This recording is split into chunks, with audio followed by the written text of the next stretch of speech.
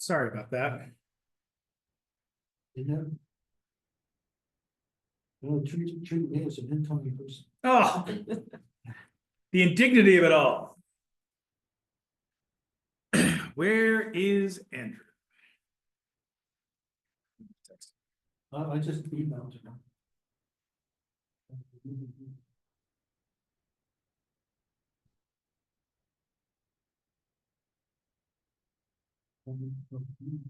Yeah.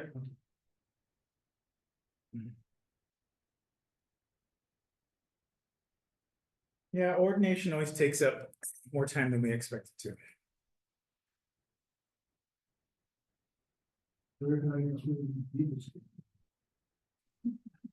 What?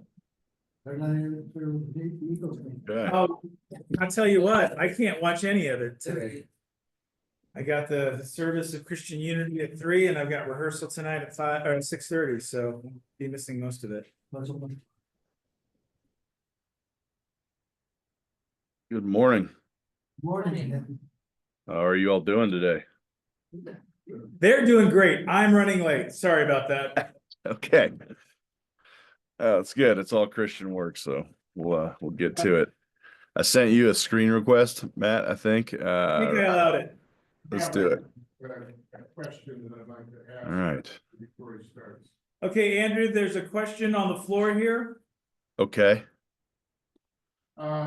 In the time that you have left to talk, if you could spend a little bit of time talking about your thoughts about how to deal with the threats to our environment over the next few years that are clearly present. As, for example, the people appointed to the EPA have all been lobbyists for the oil industry. Yep. Yeah, let's do that. I think that's a great idea. So what we can do today is I'll go through the Kaha stuff very quickly. I just want to show you a few things so you all can see how spectacular the area is. And then my thought is let's talk a little bit about wildlife. Because there's also some really good state bills that are coming up on wildlife that I think you all can be very good advocates of. I mean, there's a committee hearing tomorrow on one of those state bills, and there's some legislators that are probably in your all's area that would be good to reach out to to kind of support some of this stuff. So I think there's going to be a lot of play at the state level for sure on different environmental bills. I think the federal level is going to be very interesting, and we can certainly talk about that and where, what level that looks like. But why don't we kind of weave all that in together to as we kind of go through the presentation today, because I think there's some opportunity there at the federal level. There's going to be some narrow windows and pockets there. And then I think at the state level, there's probably a tremendous amount of opportunity, but folks need to know what direction to go and where they can be most effective. So if that makes sense. Why don't we jump through just real quick on the Kaha? As you know, you all saw last week. I mean, the Kaha is one of the most remarkable, ecological, wildlife, cultural, historical landscapes, not only in, New Mexico, but really in the entire country. I'm gonna kind of go through just real quick, show you all. You all can see the screen, I assume. Want to go through real quick. Just here's the map of the area that we're looking at. It's that kind of checkered area. It's really 106,000 acres, right outside of the city of Santa Fe, kind of between Albuquerque and Santa Fe. It's that stretch. If you go up La Bajada Hill, up I-25, that whole stretch to the left that goes all the way to the Rio Grande is the area we're talking about. The La Bajada Escarpment, the original one before I-25 was kind of made, which contained the Camino Real and also Route 66 is kind of the area that we're talking about. And that would be 3 miles directly to the west of I-25, where it currently lays in terms of that freeway. So that's the map of the Kaha. You can kind of see where that area is. It's all Forest Service and BLM, and a little bit of state land in there. We've got the state land protected. We did an executive order to get the state land office to protect that portion of the state land in the Kaha. So Stephanie Garcia Richards has been really amazing on that. But obviously, the work is to try to protect those bigger federal lands, especially with all that's going on in our country right now. Here's a little bit of the overview of the campaign and kind of the work that we've done on this. I mean, it really started in the 90s. I think a lot of people don't understand that how long this campaign has kind of been working, how long the local communities have really tried to recognize and acknowledge how special the area is and how important the area is for protection. I've been working on it since 2015. I presented the White House, to the Obama White House, the case statement around the values of the Kaha and kind of why it's so significant and important. Also kind of obviously head up the current coalition, which is made up of a really diverse group of different entities, everything from conservationists to sportsmen and women to, spiritual and faith leaders to tribal leaders to Hispanic land grant heirs, veterans, cattle permittees. Our coalition is really built in a very resilient bipartisan way, which is also really good, obviously, for protecting this landscape. Here you can just, we'll kind of go, you can see the Sandia Mountains in the background, but this is a view of the Kaha from kind of a certain really beautiful angle. You can see some of the different volcanic peaks. The area was formed, largely formed in its current form from the Rio Grande Rift. You can kind of see the confluence of the Santa Fe River right there on the left side. Kind of, a lot of folks don't realize the Santa Fe River was a real river. It's, mostly what we see is the trickle downtown. But the Santa Fe River on the Kaha carved, a gorge that's almost as deep as the Taos Gorge.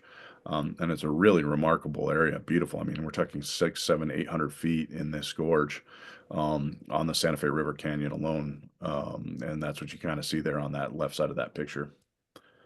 Obviously, you've got these, giant cliffs, these basalt cliffs, a lot of volcanic formation, kind of these bigger, tectonic areas. And then, of course, you've got these bigger riparian areas that's home to all kinds of incredible life. You also have a really dense collection of petroglyphs, not only in the La Cieneguilla petroglyph area, which has over 4,400 petroglyphs in less than a half mile, and we'll kind of talk about that, or less than a mile. But you also have petroglyphs kind of throughout the canyon areas that are, kind of marking astrological symbols, like you may see on the left side there, or just kind of more significant spiritual areas. The area is also filled with a lot of riparian areas and cacti forest that kind of make it home to lots of diverse species. And you can kind of see the difference in terrain, right, between that valley there that's very much riparian and very lush and green, and right there on the top of the plateau, kind of the desertous cactus, which really makes for distinct ecosystems and habitat for wildlife when you have such a diverse range like that, just in a small area, as you can see. You've got an incredible amount of wildflowers. You've got an incredible amount of blooming cactus. You've got like grasslands, and then of course you've got kind of more riparian areas kind of coupled with that. And so you've got this really amazing kind of volcanic plateau that's home to all of that unique flora and fauna all along the Kaha. And these are all pictures we took, and all this stuff is from myself and another guy who's taken all these pictures. You obviously have these bigger cholla kind of forests and kind of yucca forests that, are really unique for certain desert songbirds. Really like that kind of terrain. And we can kind of talk about that here in a second. You'll see some of those different songbirds. But one of the best ways to talk about the Kaha is to let the petroglyphs tell the story. There's over 4,400 petroglyphs in the La Cieneguilla area. How many of you have ever hiked that area or know that area? It's really remarkable. I'd highly recommend it to you all. If any of you ever want to come out and do a field trip with me, let me know. It's as remarkable as certainly Petroglyph National Monument and even Bandelier. I mean, the amount of archaeological, points in this area is just remarkable. I mean, and the density of petroglyphs is frankly shocking when you see it up close and in person. And about a third of the petroglyphs are birds and flute players, kind of which obviously speaks to the spiritual significance, but also the ecological significance of the area and the animals and wildlife in the area. And we can certainly talk about that here in a sec. I really like this quote from Regina White Skunk. We don't have our histories written in books, they're written on the walls of our canyons. Obviously, preserving places like this is important, not only from the kind of archaeological, cultural, historical perspective, but also from the perspective of that people are still very deeply connected to this landscape. This landscape is not just a working landscape in terms of how people, earn their livelihood, but is also a very deeply spiritual and ancestral landscape to many of the pueblos in New Mexico, north central New Mexico. And that's kind of a really important thing that, when these petroglyphs are chipped away or defaced or cut, as you can see, there's a big cut on the bottom of this petroglyph wall on the Kaha, and removed and taken and sold or, put in a hotel lobby. Obviously, you're ripping pages out of that history book that can never be replaced. And the way I would equate it is it would be like ripping pages out of our Bible, And all of a sudden, you know, you're missing a chunk of the Gospels and you're missing a chunk of Genesis, and you're trying to understand the origin stories and what's happening when you're missing significant portions of those pages and those stories and those narratives and those cosmologies. So, you know, it's really important that people kind of understand, you know, when these areas are defaced or they're scratched or they're shot at or they're cut away, you know, it's having much bigger implications than it is just kind of looking at rock art, so to speak. The people of the Kaha, you know, really fascinating. I mean, this area has been inhabited by people for, you know, literally over 10,000 years. A lot of people were moving into this area, nomadically using this area, growing crops in this area. It's one of the more ancient parts of New Mexico, and in terms of like civilization being kind of found throughout this area.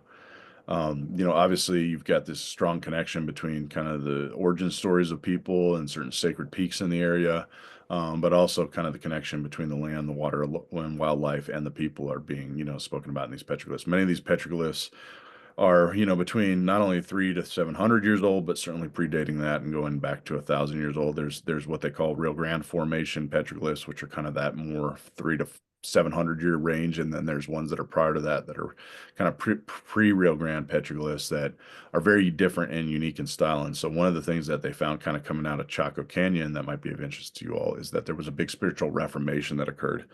And basically, this Reformation, you could see that in the change in the style of petroglyphs, the complexity of the petroglyphs, and the, you know, real kind of awakening, spiritual awakening in terms of the different rock art and the style of petroglyphs that you would see. And so they kind of really definitively noticed there's this big switch between kind of the Rio Grande and the pre-Rio Grande petroglyphs. And that's part of how they date them, right? And they obviously are cross-referencing with kivas and pottery and all kinds of things to kind of date these things. But there was a real spiritual reformation kind of coming out of the Chaco area, and you could see that very much in the petroglyphs and kind of how the designs, you know, changed and started. And you know, you'll see that in like Cocopellis or the flute players, right, where it was a very simple kind of flute player with just basically a stick figure and then almost a you know, just a flute versus like a much more complicated symbol of that flute player. And so you can see those kind of different styles in the Kaha as well.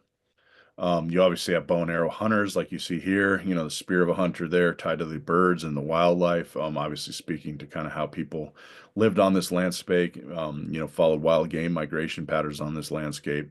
They also grew corn on this landscape, which is remarkable considering it's a hot, dry desert plateau. And there's people that are paleo-agriculturalists that are studying this area and trying to understand, you know, what does it mean in terms of food production in the Southwest in really hot, dry desert climates, and what does that mean for our modern world? And what did the Pueblo people, ancient ancestors, understand about how to grow and produce food, you know, in these areas, and how did they use, you know, more dry desertous volcanic plateaus in certain times of the year, like earlier in the spring, to grow crops, and then move into more wet riparian areas during later in the summer when it would be needed to kind of produce crops when it was really hot. So they were obviously moving around, understood the land very well, and understood how to work with the land in a much more symbiotic way. Here you can kind of see some of those, you know, different cocopellis or flute players. There's a family of them right there on the right.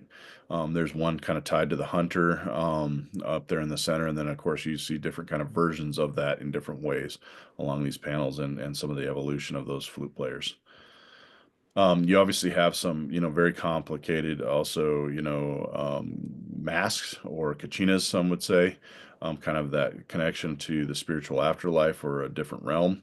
This one antler up, one antler down one that you see in the middle is also identical to one you see in Bandelier, speaking to kind of the interconnectivity of multiple landscapes across the region, multiple spiritualities and peoples across the region. And I think that's what's really important about the Kaha, right? That you know, in protecting the Kaha, it's not just about protecting a very isolated landscape between Santa Fe and Albuquerque, but it's about protecting a landscape that speaks to areas like Chaco and speaks to areas like Bandelier, right, where there's an interconnectivity between the people, but also the history, the petroglyphs, the traditions. And so, you know, understanding how all of that is tied together. I mean, there's also a connection to Pecos Pueblo. And the people from Pecos Pueblo, as many of you know, ultimately moved to Jemez Pueblo and became part of Jemez, but they traversed across the Caja del Rio to get from Pecos to Jemez. So there's all kinds of complex interconnections in terms of these the important historical landscapes within our state. The area is also home to a remarkable amount of desert songbirds, and also raptors. There you see a kind of a western burrowing owl in the middle there. See a cactus wren, all kinds of interesting Scott's orioles, all kinds of different desert songbirds. The thing that makes the Caja so unique is that it's also a very unique range of habitat for songbirds. So, for example, a lot of these desert songbirds are only found in much warmer climates and at much lower elevations. So this is one of the highest elevation points for a lot of these songbirds to be actually residing and moving through. And so that's kind of one of the things that makes it such an interesting kind of oasis, is that a lot of these birds are found only in much very different climates, but they're there on the Caja. And then you can kind of see how the petroglyphs are speaking to that unique bird life, right? Golden eagles, bald eagles, burrowing owls, bigger raptors for sure, all in the area. Use the area not only as a flyway, but also habitat, breeding grounds, really key, obviously, to maintaining those species. And of course, you see that thunderbird, that iconic thunderbird there on one of the petroglyphs on the bottom. You've got giant roadrunners in that area, a lot of that going on too. One of the biggest roadrunners I've ever seen is actually was on the Caja. I mean, this thing looked like a turkey more than a roadrunner. Very healthy, obviously living off the snake population that we'll talk about here in a second. Then, of course, you got a lot of different hawks, falcons, those kind of things as well on the Caja, and the petroglyphs all speaking to all that. You also have a lot of amphibians and reptiles. You've got a lot of bigger snakes and things like that. You see, rattlesnakes, western diamondbacks are in this area. Probably, there's some of the biggest snakes I've actually ever seen in the state of New Mexico are on the Caja. The snakes, and I think Matthew will appreciate this. One of my good friends is a medicine man for Jemez Pueblo. He talks about the snake. We tend to put a lot of judgment on that. Obviously, some of that comes out of the Christian tradition, but within their spirituality, the snake is a very important figure because it represents kind of this idea of, when it goes in its whole going in and going out of oneself, how it, transforms within its own skin and lets the old die away so that the new can emerge. But the snakes are also kind of that, you can see there on the petroglyph on the left, the ups and downs of life, right? The ability to kind of flow with the rhythms. That life has its sense of ups and downs, and then the need to go within oneself and the need to go outside of oneself. And so the snakes are a very, very powerful symbol in that sense of representing life transformations, life moments, these bigger kind of, complexities of our internal world and our external world. And so they kind of see snakes in a much more dynamic sense than, traditional Western perspectives do. In terms of that spirituality. And so I think it's kind of really cool and interesting to learn about those kind of interconnectedness. Here you see obviously bigger snake petroglyphs, and we're talking 6-7 foot petroglyphs, big rattlesnake petroglyphs. But then you can see some of the damage and the desecration of these areas, right? The etching on top of these things, the graffiti on top of it.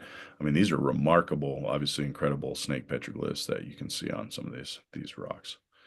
You've got a lot of eastern collared lizards that are incredibly beautiful there on the left side. Obviously, your horny toad on the right. Just a remarkable amount of those kind of animals. Collared lizards are kind of like mini velociraptors that can run up to 20 miles an hour on their hind feet. They're really cool. They get really, they have these kind of blood red collars, especially when they're mating. They can turn very colorful. They can also change kind of colors. So, they'll turn from fluorescent green to kind of brownish. They're kind of chameleon-like in that way. Just a really cool lizard. And they hunt snakes, they hunt other lizards. They're just kind of little fierce dinosaurs that remain in this world. And so they're just super cool to see. They're unscared of you when you go up to take a photo of them. They do have that very dinosaur mentality of being kind of fearless and aggressive. They're not going to bite or attack you, but they're also not going to back down. And they're very fast and they're very cunning, and they're kind of fearless. So they're one of my favorites. They're really cool. You obviously see petroglyphs speaking to this, right? You see these kind of complex realities, and you see a petroglyph there on the right, which is a very complex symbol. Is this clouds, from a Pueblo perspective that are often seen more as stairways, kind of that stairway to heaven, so to speak? Or is this a church? Did the Spanish come by later and add a cross to this? Is that symbol on the bottom more of a butterfly, or is that kind of the binary world of the light, dark, male, female. I mean, I think it depends on who's interpreting these petroglyphs. What I do know is they're very culturally rich. They're culturally complicated. The Spanish did come by and do their own petroglyphs. The Spanish also came by and modified petroglyphs that were Pueblo petroglyphs. Some Pueblo folks that I've worked with look at a symbol like this and say, this is a PowerPoint. That's that kind of cross on the top is a PowerPoint where the heavens and the earth kind of unite, which is a very interesting symbol, right, for the Pueblos. That looks very much like a cross. And at the same time, there's other people that will say, well, this is clearly like a church. I think it's open to any and all interpretation, but what I do know is the landscape is really rich and speaks to the complexity of New Mexico's cultures, right? A lot of deer and elk on the landscape. You can kind of see that here. Just a remarkable amount of wild game. You also got bigger mountain lion, apex predator, bear, cougar, badger, coyotes are all in the area as well. I mean, and then wolves historically, obviously, were in this range. You also have a lot of, there's one of my favorite petroglyphs, one of the few trout petroglyphs, kind of a cutthroat trout here. Not a lot of fish petroglyphs out here in the Southwest, but this is one. It's one of my favorites. And obviously speaks to the riparian nature of the area as well. And here you kind of see the Caja, kind of that confluence of the coming out of the Rio Grande. You just have these incredible walls of petroglyphs that are really dense, speaking to the, really remarkable areas, histories. I mean, some of this stuff is 10, 12, 20 feet off the ground. And just really amazing kind of things that you see in like other places like Bears Ears in Utah and whatnot. You obviously have the home of the Camino Real de Tierra Adentro, the longest trade route that ran from Mexico City to Wingate Pueblo, all kind of moving through this area as well. And obviously speaking to kind of Spanish colonialism, exploration into the area, and kind of all of that history, obviously, with here in New Mexico. You also have Route 66 in the area. This is the original alignment of Route 66 going up La Bajada Hill, which was a 700-foot escarpment, had over 20 hairpin turns. The interesting thing about the original Model Ts that would go up that, you see one of them right there. Kind of a later version of it is the original Model Ts didn't have any fuel injection, so they had to drive the cars up backwards to keep the fuel in the engine. So they would hire drivers from La Bajada Village and some of these other areas of Cerrillos, some of these other historic villages in the area to drive the cars of the original Model Ts up the escarpment backwards. You can imagine how treacherous that was, especially with those tires that were like bike tires. And so obviously this was a very notable area of Route 66. Was mentioned in some of John Steinbeck's work, and kind of representing hope coming out of the Great Depression and Western expansion. So that is all right here on the Caja, and this was one of the main alignments of Route 66 before obviously I-25 came to be, and the Federal Highway Commission kind of moved Route 66, 3 miles over to become what is now I-25. Obviously, here's some of that escarpment today. This is the very edge of what you were just looking at. The Sandias in the background. Obviously, you take a lot of faith groups and churches out here, regularly lead tours, kind of talk about the history and the culture of the area, and kind of educating the public about how significant this area truly is. There's a lot of threats facing the Caja. You got everything from road development to desecration of petroglyphs. You can see one of them there on the right that was shot at. Off-highway vehicle use, illegal dumping, illegal shooting, poaching, illegal wood cutting, removing rock. And then obviously bigger threats around power lines. LANL obviously wants to run across this area in various ways, shapes, and forms to develop more power, but also potentially roads to the labs. And this area is facing a lot of threats in terms of climate as well as some of those other threats. There you see, some of the petroglyph defacement that we've seen up on the top. I actually worked with law enforcement on that issue. And then you see, illegal OHV usage. I mean, this is your all's water supply down in Albuquerque. This is one of those Can-Am vehicles driving and doing donuts in the middle of the Rio Grande. I mean, it's crazy what's happening out there. And then, of course, you see one of our bigger cleanups there on the right, and we're hauling off a lot of illegal dumping. And you're not just talking small dumping. I mean, this is not like, your household trash. I mean, we do see some of that, but we're talking like dumping of TVs, appliances, washing machines, safes, hot water heaters, couches, beds. People are cutting corners. They don't want to pay dump fees. There's commercial folks that are doing residential remodels, and so they're taking all their concrete or their wood out there, or carpet rolls. And this is a bigger issue facing America's public lands of, these are not repositories. These are sacred ancestral lands. These are very important areas for wildlife. But then people go out there and they dump these things and they shoot at them, and it just conflates all these issues. And we've picked up over 32,000 pounds of trash. We do 2 cleanups a year, one on Earth Day and one towards the fall, to kind of deal with all these bigger problems. And this is something that's pervasive in New Mexico, but certainly, the Caja is one of the epicenters of some of these problems. In terms of bigger support, you can kind of see the different work we had. I mean, we had the ball of the tip of the ball on the goal line in terms of this last administration of trying to get this area to be a national monument. And just frankly, the sad and disappointing thing is we couldn't get President Biden and Secretary Vilsack and Secretary Holland to do it. And I think it was very frustrating to a lot of folks, especially with what we're coming in and facing now with the threats to public lands and to wildlife and to water under this new administration. That one of the big frustrations I think the coalition had was, getting the people in power to use the power they have and to do it with a sense of urgency and to make, some of this stuff happen. And I think that was, a really hard thing for the coalition, is that we got all this support. We got all the Pueblo Council of Governors on board. We got the Hispanic communities on board. And as you all know, and that stuff in New Mexico is not easy. And the fact that we did all that was really remarkable. And then we ran into kind of the bigger federal bureaucracy that just is slow moving and, often unresponsive. And I think you're seeing some of the counter attacks on that now in this new administration that wants to do everything by executive order and just frankly ram a lot of things through. But the last administration was the opposite end, right? And so you have these big pendulum swings, and unfortunately this landscape kind of paid the price of some of that bureaucracy. And it wasn't for a lack of substance, it wasn't for a lack of value. It just didn't get through. And I think, it was not just the Caja. There's probably 20 other monuments across the country that, were waiting in line. Caja was definitely one of the first and ready to go, but it just didn't happen. And so it's really, disappointing when that occurs. Obviously, you get all that support, you get all this work done, you have the, real significance of the landscape.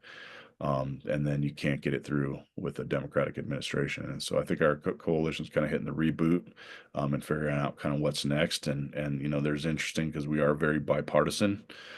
There is talk about even trying to work with the Trump administration to try to protect this area. How realistic that is a great question. I think we're figuring that out, and we're figuring that out under potentially the new Secretary of Interior. But I think, we recognize that this area is really special and unique, and it needs to be protected because of all these bigger challenges and threats that are kind of ongoing. So that's the Caja. Happy to answer any questions on that, and then we can jump into any wildlife if you want to.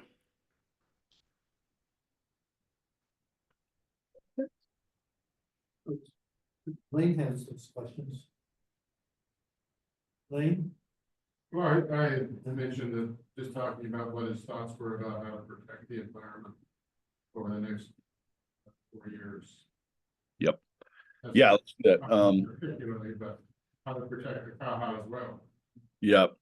I think there's so on the Caja, obviously we've done what we can to protect the state land in the Caja, which is a huge win, right? We did that at the end of this last year. So that's good. I think obviously we need to continue to work on what do we want to do on the federal side of things, and what do we want to do even on an international level? Like, should this be a UNESCO World Heritage Site? Especially since other parts of the Camino Real, for example, are that in different places. Chaco's that. There's different kind of levels of protection there. Are there things that we need to do in terms of better management of the area, putting more law enforcement resources into the area? And working closely with folks like Senator Heinrich, who obviously know the Caja incredibly well, was very out in front on the national monument side of things. And there's conversations between him and the incoming Secretary of the Interior, Doug Burgum, who was the North Dakota governor, about this area and whether the administration would be interested in protecting it, given the fact that we have spiritual leaders and veterans and cattle permittees and sportsmen and women kind of all part of our coalition, which is some of their base, frankly. And so I think there's an opportunity there. I think we're kind of figuring out what the lay of the land is right now and who's going to be in power and what does that look like. And I think the Pueblos are kind of figuring that out. But I think, one of our big challenges has been around Lanels power line coming in, and kind of them rolling over the BLM and the Forest Service as the National Nuclear Security Administration, which right now, anything can be done under the name of national security. And so we're really challenging and pushing back on, what does that mean? And, what does real security look like? And what does that mean if we start to sacrifice land, water, wildlife, culture, history, tradition, spirituality? What is that national security really all about? And what is it protecting and who is it protecting? And so I think, we've kind of been a strong coalition on that front and really asking some of those challenging questions. It doesn't mean that we're not in a David and Goliath kind of reality with that. I don't think anyone's delusional over how difficult those conversations are and how hard those fights really are. But I think, we've punched well above our weight and kind of pushing back on some of that stuff, and we'll continue to do that, and we're kind of aligned with Andrew, Pueblos on those. Yep, Los Alamos wants to build a power line across the Caja. correct. What part of the Caja do they want to build that power line? It'll be kind of actually would go right across the Rio Grande over towards White Rock Canyon. The big problem, there's a lot of problems with that project. The biggest problem with that project is as opposed to using the two current utility easements along the Caja. So there's one on the far east and one on the far west boundaries of the Caja, and they're right on the boundary of the Caja. There's kind of two power lines that run right on the far boundaries of it. Instead of using those corridors to put in more power to the labs, or obviously one of our pushes is to develop the labs and more modernized solar and upgrade in lots of different ways that actual infrastructure, as opposed to constantly just running more lines in every direction into the labs across every point in New Mexico. The big thing that we see with this project is it wants to run east-west across the whole plateau. So it wants to carve an entire new line across the entire middle of the plateau, kind of towards Buckman and the not far from Las Campanas in that area. So that far edge of the Caja, not on the La Cienega or La Cieneguilla side or the La Bajada side, but more on the far other side towards Buckman and the Rio Grande, and basically cut an entire 17-mile, for lack of a better word, wound across that landscape, and put a new power line. The problem I always say with these power lines is obviously they require roads and utility easements, and then that leads to more illegal OHV usage. That leads to more people using those roads to then go in and poach. That leads to more people dumping, because there's more access points. And so then you have more erosion, you have more problems that just start to compound off of all that. And as I always kind of say, when they start putting up these, they want to put these construction sites in there and kind of these different areas where they, store all their goods and whatever, then all of a sudden you have a lot of people that start, carving in that with dirt bikes and four-wheelers, and they're not following travel management, and then they're carving up migration corridors for elk and deer, or they're impacting pollinators, or they're impacting Pinon jay habitat. And so you just start to get this cacophony of issues when you have projects like that. And obviously Lanel, the big thing I see with them is they've got a little bit of for lack of a better word, a callous mentality of like, well, we're just going to do it. And then it's not really our problem because that's the Forest Service and the BLM's land. So once we have our power, we're fine. And they got to deal with all the problems and management of that. Of course, they don't have the resources, and those agencies are under fire and getting cut right now. So, you have kind of a recipe for disaster where you're going to have a new project like that cut across the Caja, impact all kinds of wildlife, cultural, archaeological, sacred sites, and then very little to maintain those areas. And so there's kind of bigger conversations about whether there'll be litigation against that project. And, the really unfortunate thing too is Lanel used an environmental assessment as opposed to a full environmental impact statement, full EIS, to deal with this project, and they didn't really consider any feasible alternatives. Whether that's reconductoring or solar or running a different, route. Lanel basically said, in the name of national security, we're going to do this. So it's caused a lot of problems and consternation in northern New Mexico. I mean, I don't think anyone's under a delusion that Lanel is a big entity that provides a lot of jobs and economic resources to the state and to northern New Mexico in particular. But at the same time, I think there's a lot of folks that are saying, look, we want you to be better neighbors and to understand this area and the significance of it and to find ways to mitigate this stuff, and not just, say. Senator Heinrich said much about this because he's a big supporter of the labs. as well Yeah, as- Senator Heinrich has very much pushed the labs to be better on this project, honestly. I mean, he was pushing them around reconductoring these lines so that they wouldn't have to build new ones. I think he's really tried to push them to be more creative. And that's a little bit of the frustration, right? I mean, you all saw that quote last week about no problem can be solved by the same level of consciousness that caused it. Obviously that was from Einstein. I mean, the labs are the best and brightest minds in the world. And if they really want to employ their sharpest minds to work on a project like this. What does that look like with renewables? What does that look like with reconductoring lines? What does that look like with, being creative in terms of how to use the existing corridors, or new corridors, or work with tribal partners? I think there's a lot of that was just, we're going to do this and we have a timeline to do it, and that's that. And I think that's where a lot of the frustration in the local communities and even with our, folks like Senator Heinrich have been, that there's a lot of opportunities to maybe do things in a new way, to modernize the labs in a new way. But, you can also just do things the way you've always done it, which is we're going to put a power line over this area. So yeah, that's some of the challenge for sure. That's you're getting at it. I want to be mindful of everybody's time. Matthew, what do we have in terms of time? I just want to see where we're About at. 10 minutes. Okay, perfect. We're going to talk a little bit of wildlife. I really want to encourage you all to read the story of Noah and kind of look back at that story. A lot of us probably have never read that story since probably, Sunday school. Really want to encourage you to read Genesis 6 and 7 and kind of look at the combination of what's happening in that story. I think it's really important for today's wildlife issues. I think it's actually a story that a lot of us need to revisit. Rather than maybe spend some time reading it today, I just want to encourage you to kind of go back to it, and look at the state of the earth. I mean, in Genesis 6, it talks about the earth is filled with wickedness, the hearts are filled with evil. The Lord was, having buyer's remorse, so to speak, over humankind, sense of violence and lawlessness, right? But in that story, you also see this remarkable protection of the landscapes of where animals are, and also the animals themselves, obviously. And so you look at in the face of human corruption and lawlessness and environmental degradation that's happening. Noah gets charged with this sacred duty of protecting every land species and bird of the air in order, and I quote, to keep their kind alive on the face of all the earth. In fact, there's meticulous and kind of detailed divine instructions in this story to ensure that all species are safe, they're cared for, and they're able to procreate.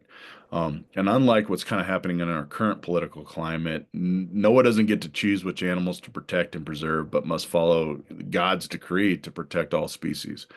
Even those animals that are unclean, which is really remarkable. I mean, considering how important and kind of central this Jewish text is, even the quote unquote unclean animals are to be protected and to maintain and to persevere through this destruction. You have a God that, essentially cares about the viability of all species. And this story, if you look back at it, and I really want to encourage you all to read this today, really highlights an important biblical ethic that God cares deeply about the long-term well-being of all of God's creatures. And in the face of a world that's lawless and there's exploitation and corruption and environmental degradation, I mean, the overarching message is that, like Noah, we too have a sacred duty and responsibility to ensure the long-term care, safety, health, viability of each and every species. I would argue that Noah's the very first conservationist. And there's also a story, in this story, if you look at it, there's a real danger that Noah warns, against this hubris that we think we can play God by choosing which species live or die.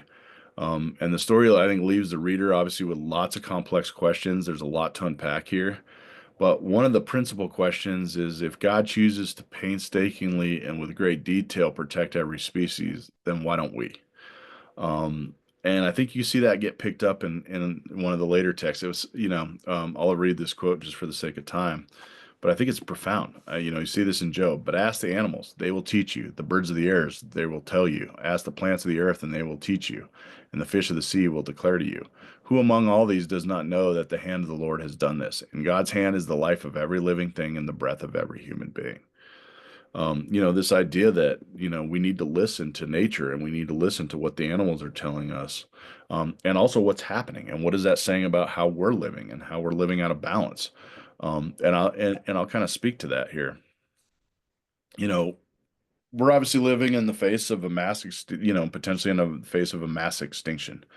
There's 1 million animal and plant species right now that are facing extinction within decades. We're seeing rates that are 100 times, 10 to 100 times higher than in the past 10 years. You're seeing a, collapse of all kinds of different types of species.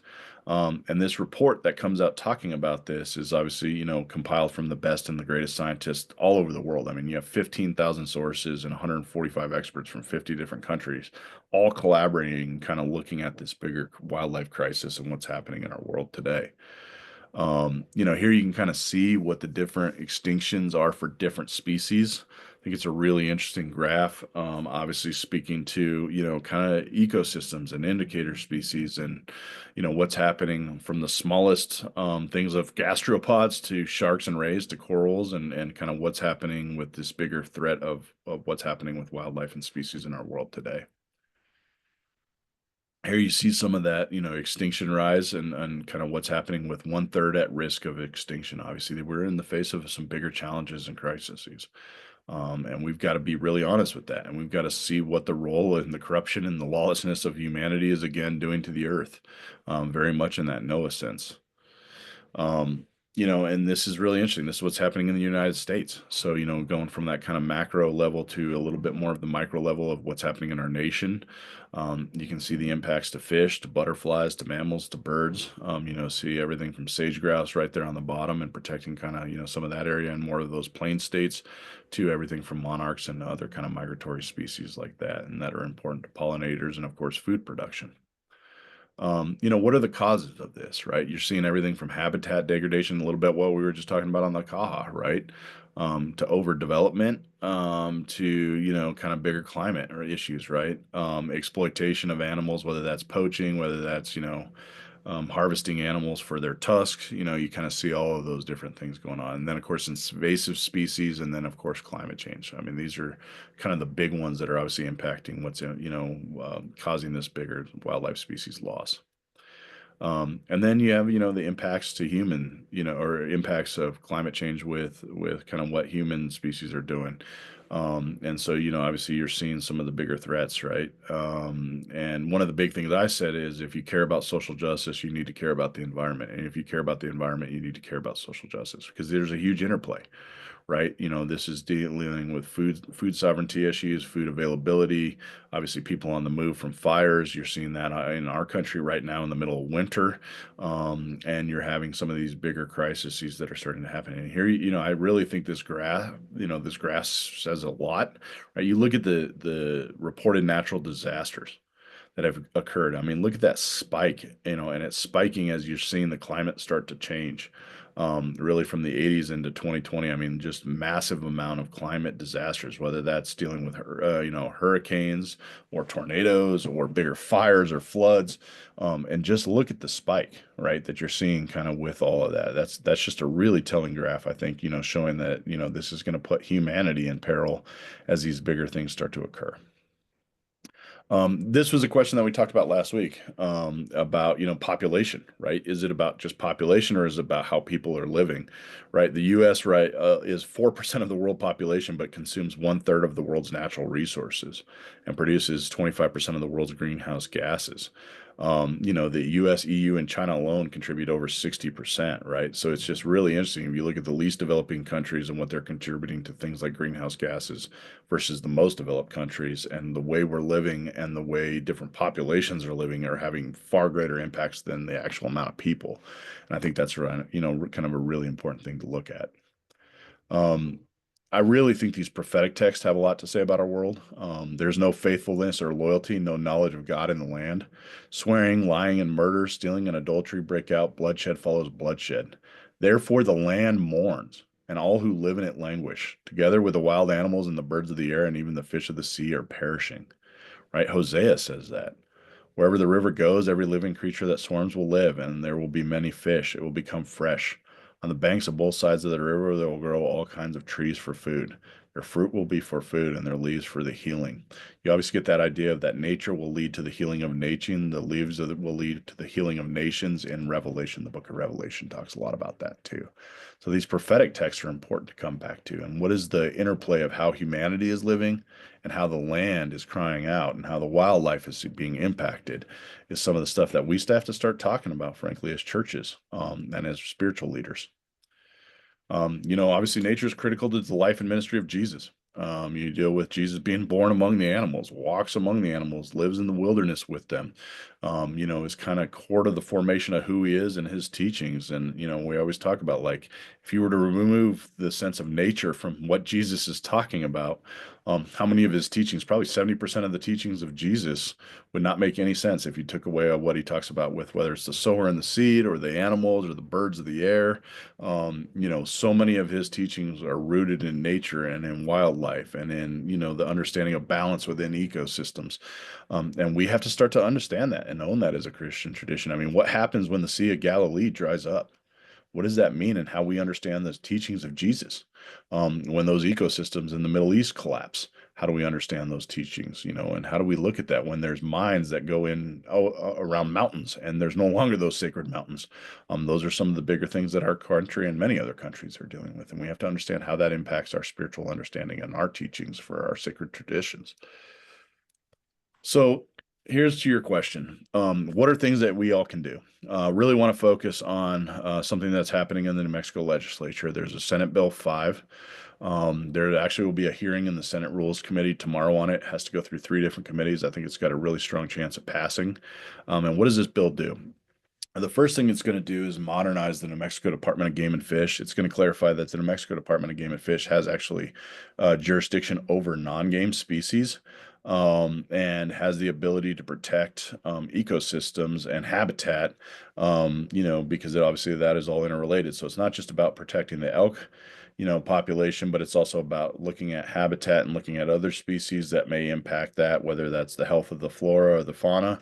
And it gives, empowers really the department to use good, the best available science and to make their decisions based on that, as opposed to kind of how things are currently run, which is, we're going to look very specifically at things like elk or trout, which are game species, but we may not look at what's happening with pollinators or invasive species around, what they're eating, and how that's kind of playing in the bigger reality. And so this would, be a much bigger shift to wildlife and kind of how it all interplays in ecosystems and in habitat, and allows kind of science to guide that, right? Which is what you really want, especially in these days and times. And you want to look at things from not just a very specific game perspective, but from how does that game interact with the entire habitat around it, the ecosystems around it. Obviously, Game and Fish is an agency that's funded largely and almost entirely off of licenses, and those licenses come from hunting and fishing, and those come from fishing for trout, and those come from hunting of elk and deer, and those kind of animals. And so what this is trying to say is we have to be able to value those game species, but we also have to kind of go beyond that and look at much more of a holistic approach. And Game and Fish should have the ability to monitor things like pollinators and stuff like that. And right now it is very unclear on that, right? And who's doing it if they're not doing it, right? And that's some of the bigger challenge. And so the other thing this is going to do is to put a moderate increase to license fees and to kind of modernize the department. There's been, for over 20 years, the department budget has not kept up with what is being required in terms of inflation and cost. And so it's going to, increase some of those license fees to help the department have another $10 million to use science into education. Because as you all know, the things that are going to get cut first are going to be the things that may not make you the most money, like studying, wildlife habitat, wildlife populations and surveys, or, education programs to educate the public or kids to get more involved in, being good stewards of the landscape. So those things tend to be some of the first that get cut when the budgets aren't sufficient. And this bill will obviously increase revenues. The other thing that I really like about this bill is it also has kind of an outdoor equity and social justice component, which means that folks that are SNAP recipients will also receive a 25% discount on those license fees, right? So if you qualify for SNAP, they obviously want you out there hunting, fishing, and, being able to put food in your freezer that way. And they don't want to make those fees, too onerous for that. There's also continues to be discounts for veterans. There continues to be discounts for those with disabilities. And, they're obviously going to put a lot of this funding for species of greatest conservation concern and need. So those species that are showing that there's serious decline and that they're on the verge of maybe extinction or they're threatened, it can kind of allow the department to have more resources and to put more science into kind of protecting those different things. The other thing it's going to do is the Game Commission oversees the department, the New Mexico Department of Game and Fish. The Game Commission is appointed by the governor. It's 7 different seats from kind of different areas. But the governor can come in and remove the whole commission at one time, put in whoever they want, and if that commission doesn't do what they want them to do, they can replace them at any time.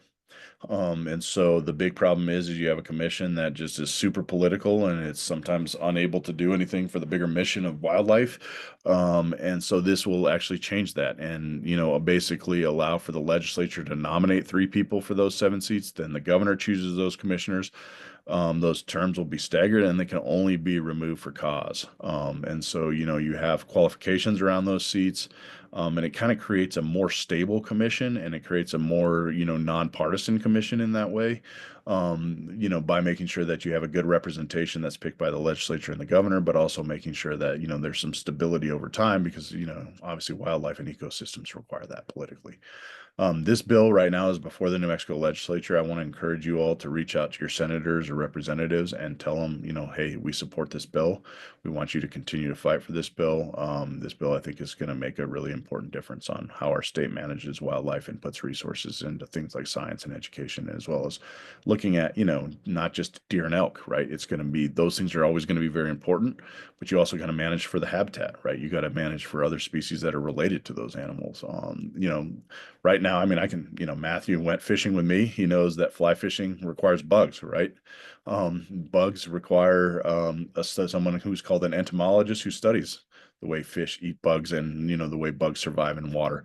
Right now, the Department of Game and Fish doesn't have an entomologist on staff, right? So entire ecosystems like fisheries, may be suffering and collapse because there's not sufficient bug life. And that's maybe because the water is polluted, or maybe there's problems happening with sedimentation or erosion in certain rivers. But right now, the Game and Fish Department doesn't have an entomologist on staff, right? Which is what all the fish eat. So you could have, bigger problems like that, and bills like this will start to deal with and address those kind of things.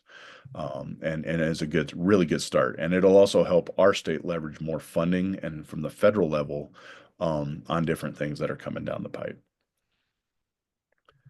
And this is one of the big ones that I would point to and kind of gets at your question on the federal level. This is called the Recovering America's Wildlife Act. This is basically a bill that is used to fund those species that are on the brink, right? So instead of going to the ER, which is really the endangered species list, there are a lot of species that are showing they've got some problems and some challenges, right? And they're on the verge of being threatened or endangered. And so instead of getting to the point of letting them get there and you're dealing with an ER response, you're trying to basically be proactive and have resources that it can be done to avoid that from happening. And this bill is a huge infusion of money that would go towards, basically dealing with those species of greatest conservation need, allowing the different game departments, different fisheries departments in different states to have the resources they need to manage wildlife and to be proactive, not just about game species, but about those kind of keystone, those kind of really important integral species that keep whole habitats healthy. The reason I want to also point out this bill is it's bipartisan. Senator Heinrich is a co-sponsor of this bill with Senator Tillis from North Carolina. This bill actually has a really good shot of passing. I think there's a lot of folks that want to see something like this. There's a lot of states that need resources just like our own. And the bill that I just mentioned, Senate Bill 5, would very much align with a bill like this, right? Because it would get our department in a position to be ready to manage for those species of greatest conservation need, and have jurisdiction over those species. So when there is bigger federal money coming down, the line for a bill like this, it would help our department be ready for that and take advantage of those resources as opposed to miss out on them. So this bill is really solid. It has really strong bipartisan support. There's a lot of folks that could see this actually moving in this Congress, and there's a lot of potential and hope there. Obviously, if somebody like Senator Heinrich is a champion, as well as Tillis on the Republican side, there's a lot of viability to this, and there's a huge need for it. The last one I'll highlight is there's also a Tribal Wildlife Corridors Conservation Act. This is basically dealing with how to, tribes have the resources they need to manage for wildlife, especially wildlife movement on their landscapes. As you all know, wildlife don't know jurisdictional boundaries. They don't care whether they're on private land, public land, tribal land.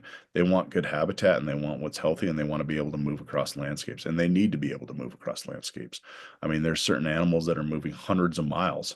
And if they're, being fragmented because of highways and fences and development and, all kinds of things, roads, that can impact very much the viability of a species, that can impact the populations and the genetic viability of a species. And so this bill really is trying to create an infusion, recognizing that a lot of the tribal lands are connected to public lands that are connected to state lands.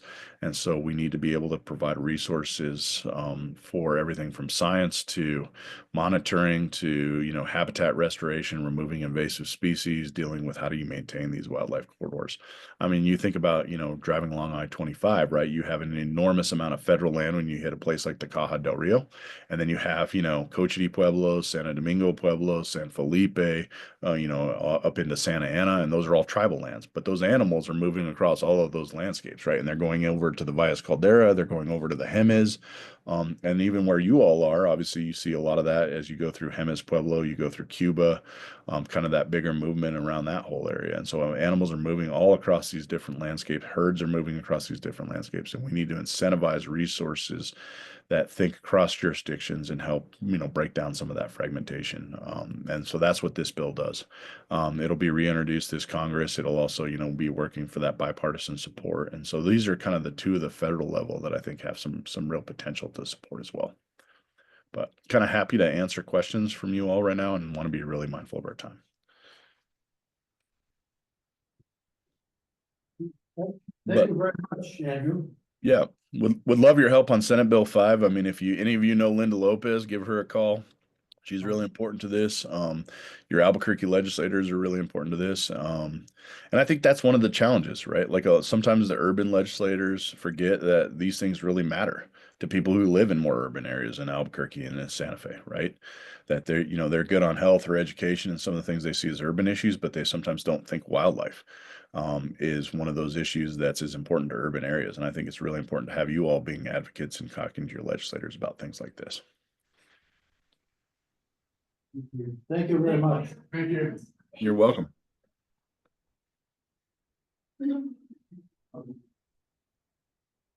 I'm asking about the tipping point. We all, I think it's just.